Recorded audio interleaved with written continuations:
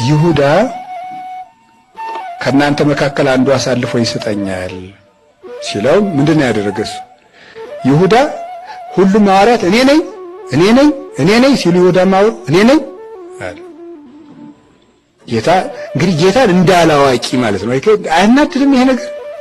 እንዳላዋቂ ቆጥሮት እኔ ነኝ አብሮ ደግሞ ጌታ ምንድነው ያለው? ኧረ አንተ አልክ አለ።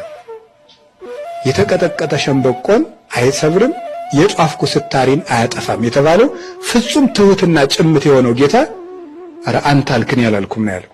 ይህ ፍጹም ትህትና ነው እንጂ እኮ አንተ አስመሳይ ማለት ይችል ነበር። ርቱ ሃይማኖት እንዲህ ይላል፣ ሰው ሆይ አንተ ክርስቶስን ሆነ ቢሆን ኑሮ ከሷ ደግሞ እንዳላወቅ ሲቆጥር ብታገኙ ምን ታደርገው ነበር? እኔ ግን በጥርስህ የምትነክሰው ይመስለኛል ይላል። ክርስቶስ ያደረገው ትህትናው ይሄ ነው። ዝም ማለት አንድ ሰው እኮ ክፋት አድርጎ ደግሞ ክፋቱን አላወቁብኝም ማለት ነው የሚያበሽቀው። ደግሞ ይሁዳ ያደረገው ያንን ጌታ ይሄን ሁሉ ቻለ። የፍጹም ትህትናው። ከዚያ በኋላሳ ሊይዙት መጡ።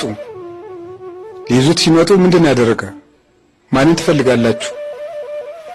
የናዝሬቱን ኢየሱስ እኔ ነኝ ሲላቸው ወደቁ ተፍገምግመው።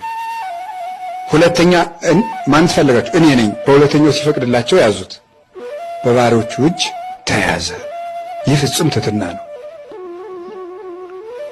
ከዚያ በኋላስ ያን ሁሉ ነገር ሲያደርጉት አንዲት መልስ አልመለሰም። ያን ሁሉ ልብሱን ሸፍነው በጥፊ ሲመቱት ዝም፣ እርኩስ ምራቅ ሲተፉበት ዝም፣ ሰንበትን ሽረሃል ዝም፣ ቤተ መቅደሱን አፍርሼ እሰራለሁ በ3 ቀን ብለሃል ዝም። ለተከሰሰው ክስ ሁሉ አንድ መልስ አልሰጠም። ይህን ሁሉ የታደረገልን የመለሰልን ይሄ ነው። መጨረሻ ለዚህ ነው ቅዱስ ያሬድ ኦዘ ክርስቶስ አፍቅሮተ ሰብእ፣ ክርስቶስ ሰውን መውደዱ እንዴት ያለ ነው ይላል።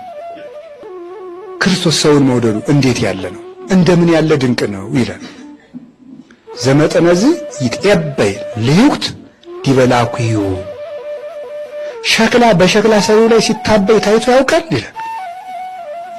ክርስቶስ ተአገሰ ጽዕለተ አይሁድ፣ ክርስቶስ ግን የአይሁድን ስድብ ታገሰ።